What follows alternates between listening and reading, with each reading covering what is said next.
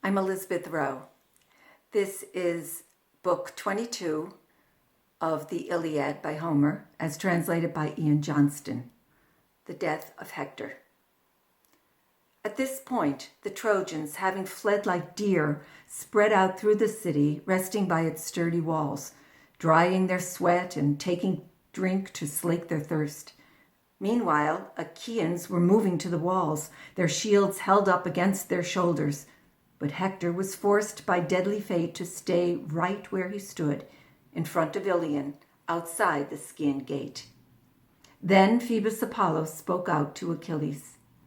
"Son of Peleus, why are you, a mere human, running so hard in an attempt to catch me, an immortal god? You're still ignorant, it seems, of the fact that I'm a god. You keep coming at me with such anger. But what about your battle with the Trojans you put to flight? They're crowding in the city while you chase off on a diversion here. But you will never kill me. I'm not someone whose fate it is to die." Swift-footed Achilles, in a towering fury, then answered Apollo. "You've tricked me, god who shoots from far away, deadliest of all the gods. You've turned me from the wall. Otherwise, before reaching Iliad, many men would have sunk their teeth in earth. You've robbed me of great glory, saving them with ease, since you don't have to be afraid of future retribution. I'd make you pay if only I were powerful enough." With these words, Achilles set off towards the city, his heart full, charging on like a prize-winning horse pulling a chariot at full speed across the plain with little effort. That's how fast Achilles ran, sprinting with his legs and feet. Meanwhile, old Priam was the first to catch sight of Achilles as he dashed across the plain, blazing like that star which comes at harvest time. Its light shines out more brightly than any of the countless lights in the dark sky. People call this star by the name Orion's dog. It is the brightest of the stars, but an unwelcome sign, for it brings wretched mortals many fevers. The bronze on Achilles' chest glittered like that star as he ran forward. With a cry, old Priam struck his head with his hand. Then, reaching up with many groans, he crawled out, pleading with his son, who was still standing there before the gates, firmly resolved to fight Achilles. The old man, hands outstretched, appealed to Hector's sense of pity.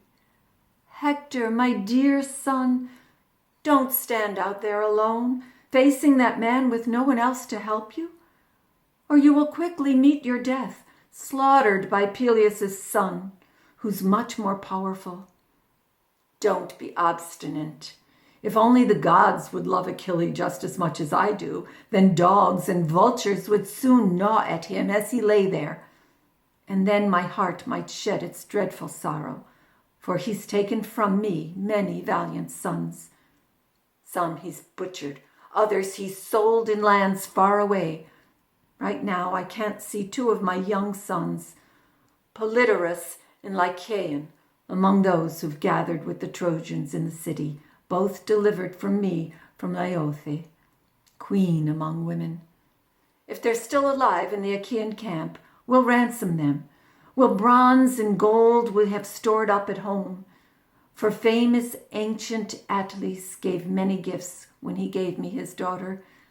But if they're dead and already in that dwelling place in Hades, that's a sorrow to my heart. Their mothers too, their parents.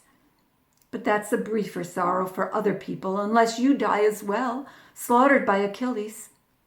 Come here, my child, inside the walls, so you can help to save Trojan men and women. Don't give that man, that son of Peleus, great glory. He'll take your own dear life. Have pity on me, too. Though full of misery, I can still feel Father Zeus will kill me with a cruel fate on the threshold of old age, once I've seen so many dreadful things. My sons butchered, my daughters hauled away, their houses ransacked, their little children tossed down on the ground in this murderous way. My daughters-in-law led off captive in hard Achaean lands. In the end, I'll be ripped by ravenous dogs in front of my own doors. When some man strikes me with his sharp bronze or throws his spear in me, robbing my limbs of life, the same dogs I raised at home beside my table to guard the doors, they'll drink my blood, then lie there at the gates, their hearts gone mad. When a young man dies in war, lying there, cut down by sharp bronze, that's all right. Though dead, he shows us his nobility. But when the dogs disfigure shamefully an old man, chewing his gray head, his beard, his sexual organs, that's the saddest things we wretched mortals see. As the old man spoke, his hands tugged his gray hair and pulled it from his head, but he could not sway Hector's heart. Beside Priam, Hector's mother wept. Then she undid her robe and with her hands pushed out her breasts. Shedding tears, she cried out, calling him. Her words had wings. Hector, my child, respect and pity me. If I ever gave these breaths to soothe you, remember that, dear child. Protect yourself against your enemy inside these walls. Don't stand out there to face him. Stubborn man, if he kills you, I'll never lay you out on your deathbed or mourn for you, my child, my dearest offspring, nor will your fair wife. Far away from us, beside Achaean ships, their swift dogs will eat you. So these two, both crying, spoke to their dear son, pleading with him incessantly. But Hector's heart would not budge. He stood awaiting huge Achilles, who was getting closer. Just as a mountain snake waits for some man right by his lair after eating poison herbs, so that a savage anger grips him as he coils beside his den with a fearful glare. That's how Hector's dauntless heart would not retreat.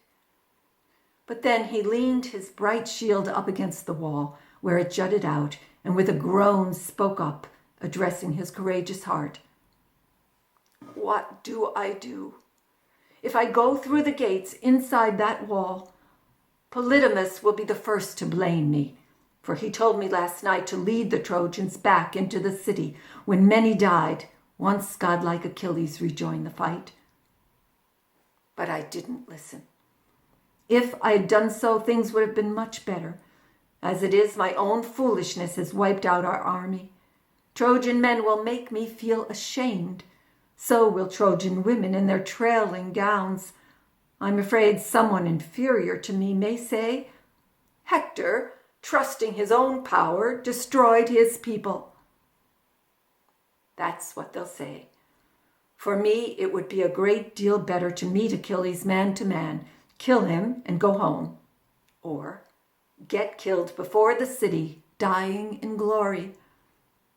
But what would happen if I set my bossed shield and heavy helmet to one side, leaning my spear against the wall, and went out to meet noble Achilles just as I am, promising that Helen, along with all the goods shipped here to Troy by Alexander in his hollow ships, the origin of our hostilities, would be given to the son of Atreus to take away with them, in addition to give the Achaeans an equal share of all this city holds. Then later on, I'd get Trojan elders to swear an oath that not a single thing would be concealed, that all would be divided equally, every treasure our lovely city owns. But why is my dear heart having this debate? If I went out to meet him in that way, he'd show me no respect. He wouldn't pity me. Once I'd set aside my armor, he'd kill me on the spot, unarmed, like a woman. There's no way I can bargain with him now, like a boy and girl chatting by some rock or oak tree as they flirt with one another. No, it's better to clash in battle right away. We'll see which one wins victory from Zeus. That's what Hector thought as he stood there waiting. But Achilles was coming closer. Like Inyalius, the warrior god of battle with the shining helmet, On his right shoulder he waved his dreadful spear made of Pylian ash. The bronze around him glittered like a blazing fire or a rising sun. At that moment, as he watched, Hector began to shake in fear. His courage gone, he could no longer stand there. Terrified, he started running, leaving the gate. Peleus' son went after him, sure of his speed on foot. Just as a mountain falcon, the fastest creature of all the ones which fly, swoops down easily on a trembling pigeon as it darts off in fear, or the hawk speeding after it with piercing cries, heart driving it to seize the prey. In just that way, Achilles in his fury raced ahead. Hector ran under the walls of Troy, limbs working feverishly. They ran on past the lookout in the wind-swept fig tree, some distance from the wall along the wagon track. They reached the 2 fair-flowing well springs, which fed swirling Scamander stream. From one of them, hot water flows, and out of it steam rises up as if there were a fire burning. From the other, cold water comes, as cold as hail or freezing snow or melting ice, even in summer. By these springs stood wide tubs for washing, made of beautiful stone, where in peacetime, before Achaea's sons arrived, Trojan wives and lovely daughters used to wash their brightly colored clothing. The men raced past there, one in full flight, the other one pursuing him. The man running off in front was a brave warrior, but the man going after him was greater. They ran fast, for this was no contest over sacrificial beasts, the usual prizes for a race. They were competing for horse-taming Hector's life. Just as some horses, sure-footed, prize-winning creatures, make the turn around the post and race quickly as they strive to win some splendid prize, a tripod or a woman honoring a man that's died. That's how these 2 men raced, going 3 times around Priam's city on their sprinting feet. All the gods looked on. Among them, the first one to speak was Zeus, father of gods and men. What a sight!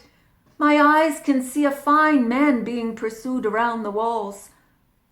How my heart pities Hector, who's often sacrificed to me, burning many thighs of oxen on the crests of Ida, with its many spurs and valleys, on the city's heights as well. And now, God-like Achilles is pursuing him on his quick feet round Priam's city. Come, you gods, think hard and offer your advice. Do we wish to rescue him from death, or kill him now for all his bravery at the hands of Peleus' son Achilles? Then Athena, goddess with the glittering eyes, replied to Zeus, Father, Lord of lightning and dark clouds, what are you saying? How can you want to snatch the man back from his wretched death? He's mortal. His fate doomed him long ago. Well, do as you wish, but we other gods will not approve your actions. Cloud-gatherer Zeus then answered Athena, Cheer up, Tritogenia, my dear child. I'm not saying how my heart intends to act. I want to please you, so you can do whatever your mind tells you. Don't hold back. Athena, who was already eager, was spurred on by Zeus's words. She rushed down from Mount Olympus's peak.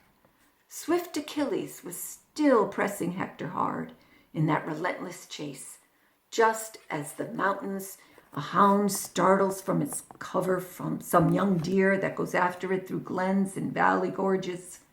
And even if the fawn evades it for a while, cowering in some thicket, the dog tracks it down, always running till it finds it. That's how Hector could not shake off the swift-footed son of Peleus. Every time he tried to dash for the Dardanian gates, to get underneath the walls so men on top could come to his assistance by hurling spears, Achilles would intercept him and turn him back towards the plain, always making sure he kept running a line between Hector and the city. Like a dream in which a man cannot catch someone who's running off and the other can't escape, just as the first man can't catch up, That's how Achilles, for all his speed, could not reach Hector, while Hector was unable to evade Achilles. But how could Hector have escaped death's fatal blow if Apollo had not for one last time approached to give him strength and make his legs run faster? God-like Achilles, with a shake of his head, prevented his own troops from shooting Hector with their lethal weapons, in case some other man hit Hector, robbed him of his glory, and left him come too late. But when they ran past those springs the fourth time, Father Zeus raised his golden scales, setting there 2 fatal lots for death's sorrow, one for Achilles, one for horse-taming Hector. Seizing it in the middle, Zeus raised his balance. Hector's fatal day sank, moving down to Hades. At once, Phoebus Apollo abandoned him. Then Athena, goddess with the glittering eyes, came to Peleus' son. Standing close to him, she spoke. Her words had wings. Glorious Achilles, beloved of Zeus, now I hope the 2 of us will take great glory to Achaean ships by killing Hector for all his love of war. Now he can't escape us any longer, even though Apollo, the far shooter, suffers every torment as he grovels before Father Zeus, who bears the aegis. Stay still now. Catch your breath. I'll go to Hector and convince him to turn and stand against you. Once Athena had said this, Achilles obeyed, rejoicing in his heart as he stood there, leaning on his bronze-tipped ash spear. Athena left him. She came to Hector in the form of Deiphobus, with his tireless voice and shape standing beside him. She spoke. Her words had wings. My brother, swift Achilles, is really harassing you with his fast running around Priam's city in this pursuit. Come, we'll both stand here, stay put, and beat off his attack. Then Hector of the shining helmet answered her. Deiphobus, in the past you've always been the brother whom I loved the most by far of children born to Hecuba and Priam. I think I respect you even more, since you have dared to come outside the wall to help me when you saw me in distress, while the others still remained inside. Goddess Athena, with her glittering eyes, replied, Dear brother, my father, my noble mother, and my comrades begged me repeatedly to stay there. They all so fear Achilles. But here inside me, my heart felt the pain of bitter anguish. Now let us go straight for him. Let's fight and not hold back our spears, so we can see if Achilles kills us both, then takes the blood-stained trophies to the ships, or whether you will destroy him on your spear. With these words, Athena seduced him forward. When they had approached each other at close quarters, great Hector of the shining helmet spoke first. I'll no longer try to run away from you, son of Peleus, as I did before, going 3 times in flight around Priam's great city. I lacked the courage then to fight with you as you attacked. But my heart prompts me now to stand against you face to face once more, whether I kill you or you kill me. So come here. Let's call on gods to witness, for they're the best ones to observe our pact, to supervise what we two agree on. If Zeus grants me the strength to take your life, I'll not abuse your corpse in any way. I'll strip your celebrated armor off, Achilles, then give the body back again to the Achaeans, and you'll do the same.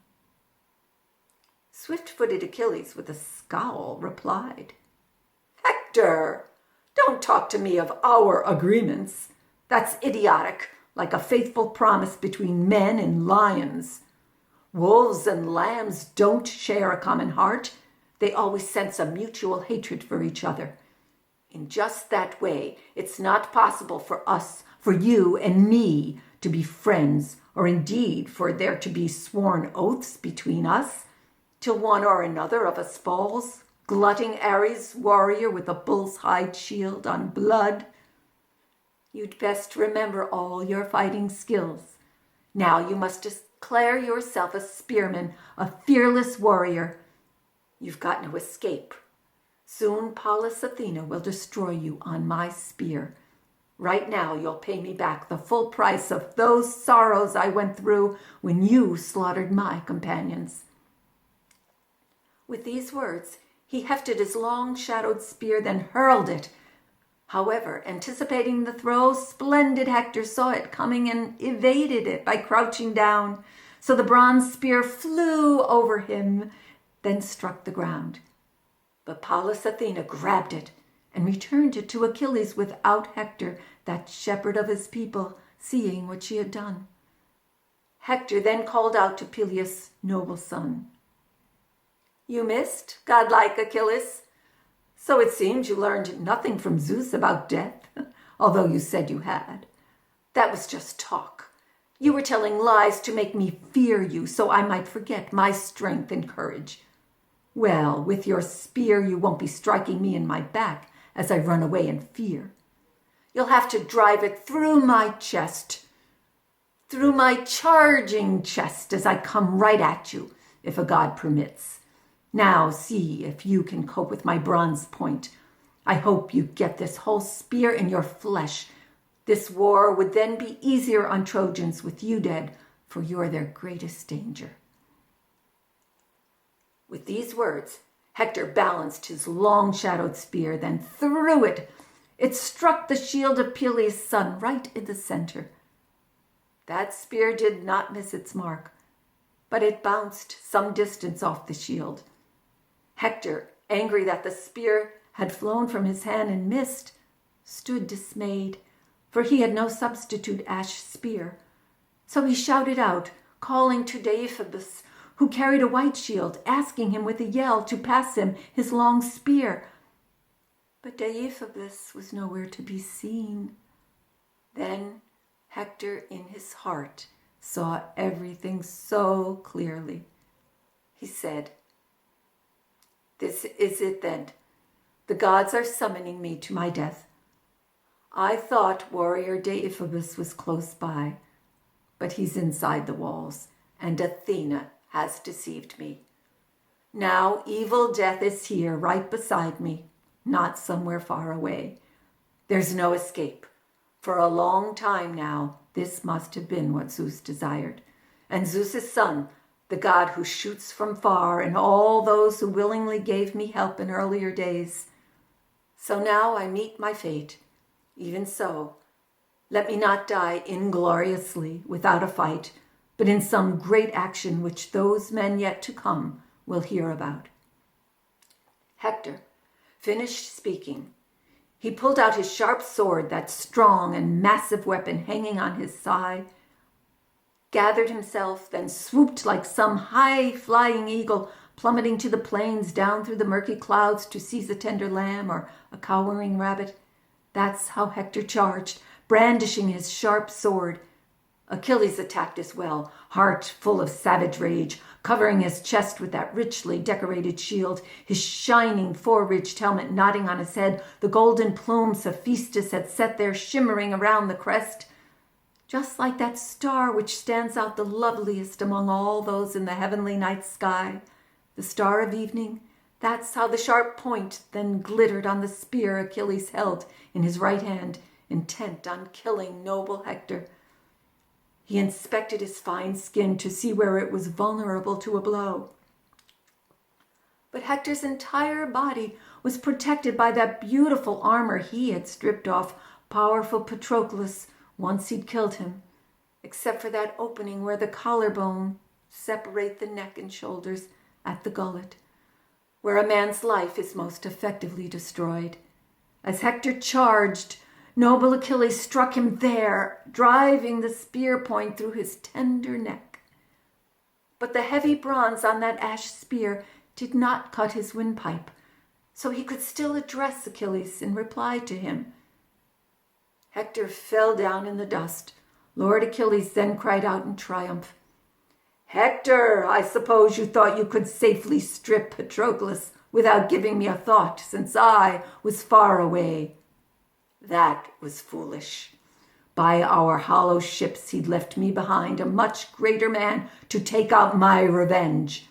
I've drained strength from your limbs. Now dogs and birds will tear you into miserable pieces while Achaeans are burying Patroclus. His strength fading, Hector of the shining helmet answered Achilles.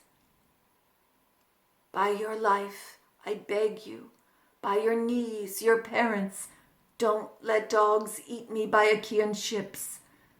No, you should accept all the bronze and gold you might desire, gifts my father and lady mother give you, if you'll send my body home again so Trojans and Trojans' wives can bury me with all the necessary funeral rites.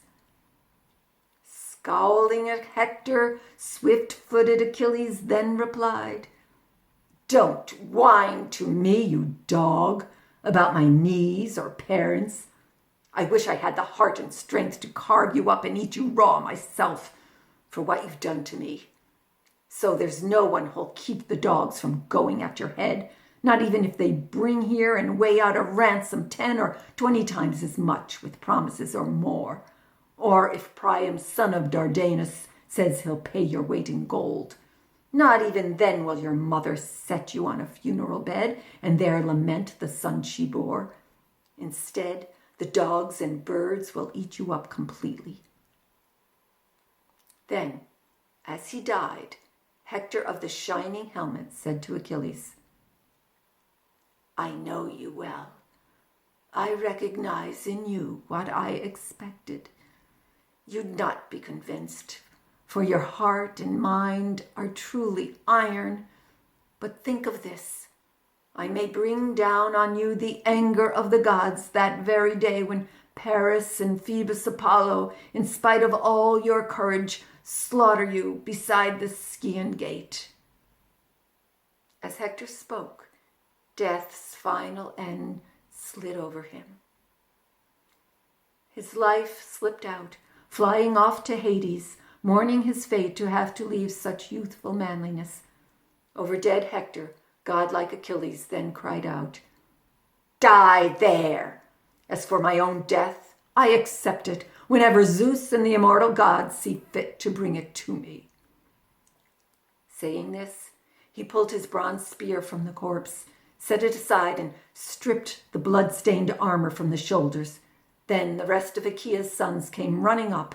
They gazed at Hector's stature, his handsome body.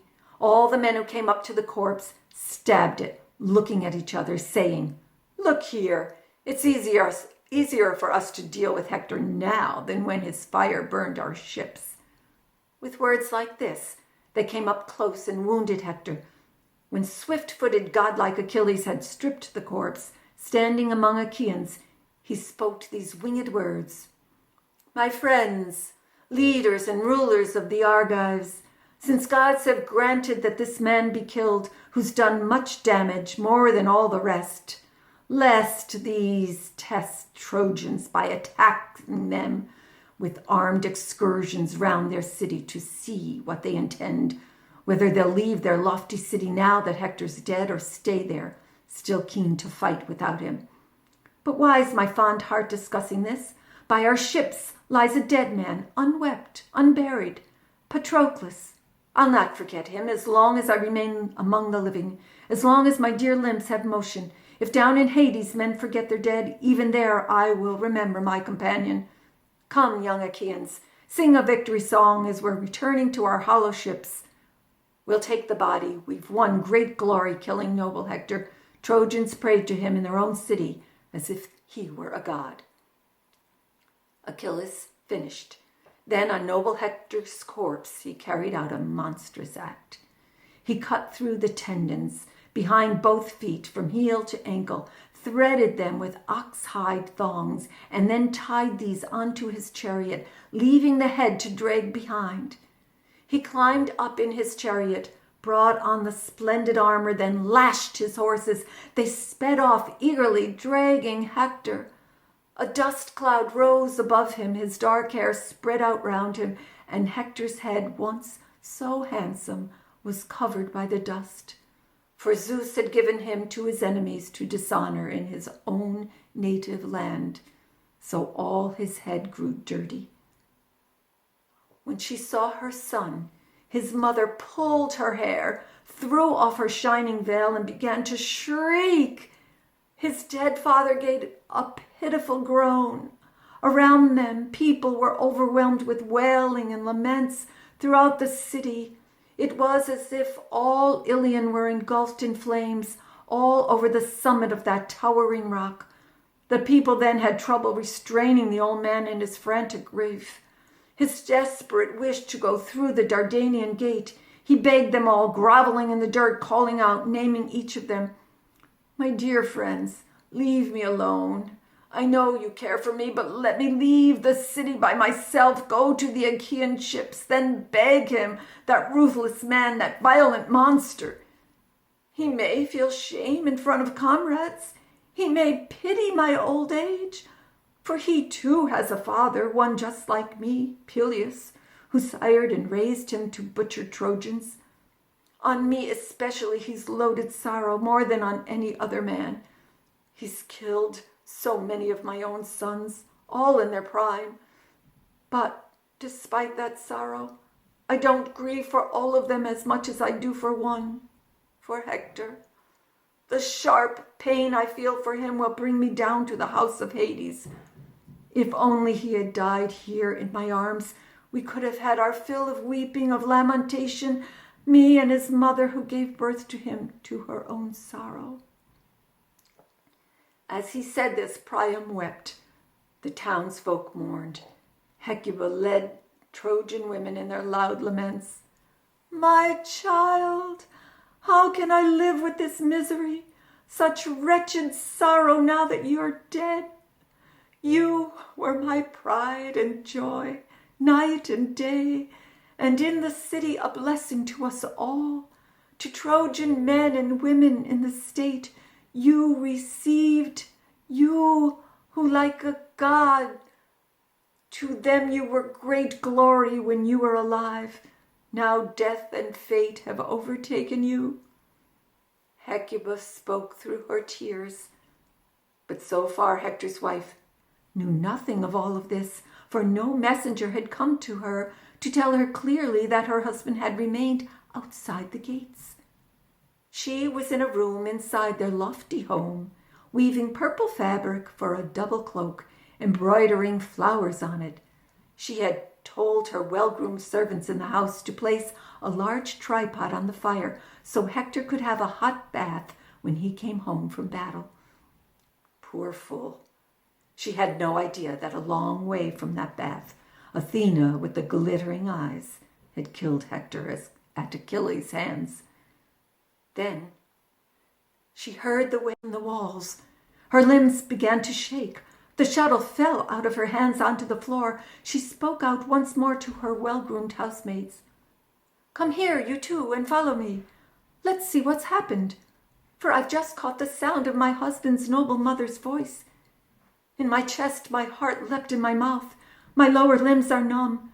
Something disastrous has taken place to Priam's children.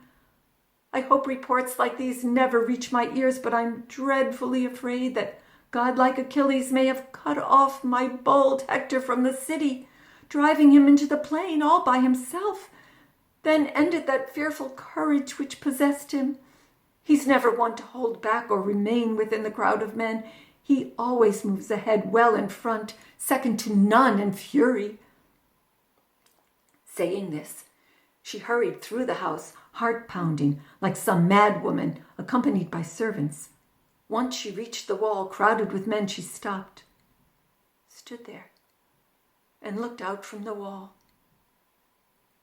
She saw Hector as he was being dragged past before the city, with swift horses pulling him ruthlessly away to the Achaeans' hollow ships. At the sight, black night eclipsed her eyes. She fell back in a faint, gasping her life away. From her head she threw off her shining headdress, frontlet, cap, woven headband, the veil that golden Aphrodite had given her when Hector of the shining helmet led her from Metion's house as his wife, Once he paid an immense price for his bride. Around her stood her husband's sisters and his brother's wives. They all picked her up, almost dead from shock. When she recovered and her spirit had returned, she started her lament in a sobbing voice. She cried out to the Trojan women, "Ah, Hector, how miserable I am!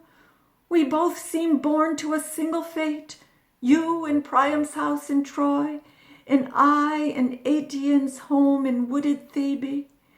He raised me from childhood, an ill-fated father and a child who's doomed. How I wish he'd never fathered me. Now you go to Hades' house deep underground, abandoning me to bitter sorrow, widowed in our home.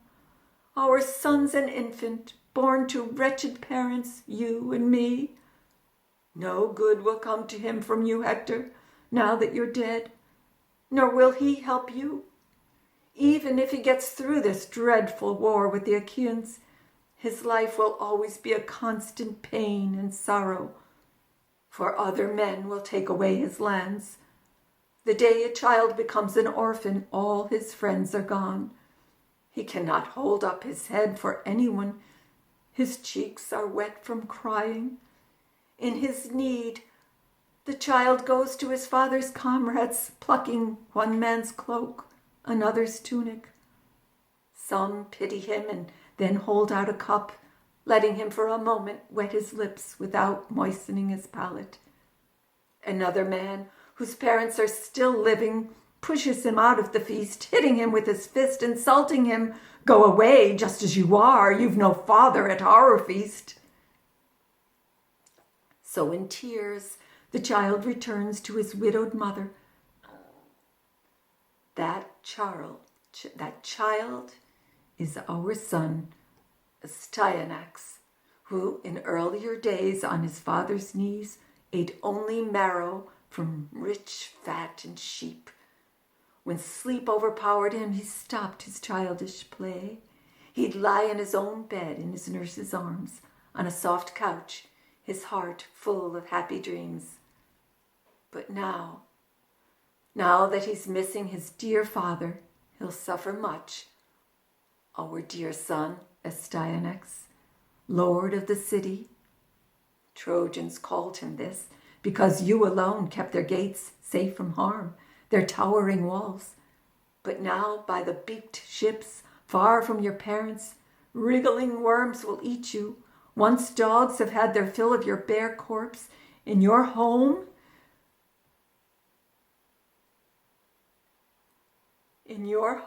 are lovely, well-made clothes, produced by women's hands. In a blazing fire, I'll burn them all. They're no use to you, since you can't wear them. So I'll honor you on behalf of Trojan men and women. Saying this, she wept. The women added their laments. The death of Hector. Stay tuned for book 23.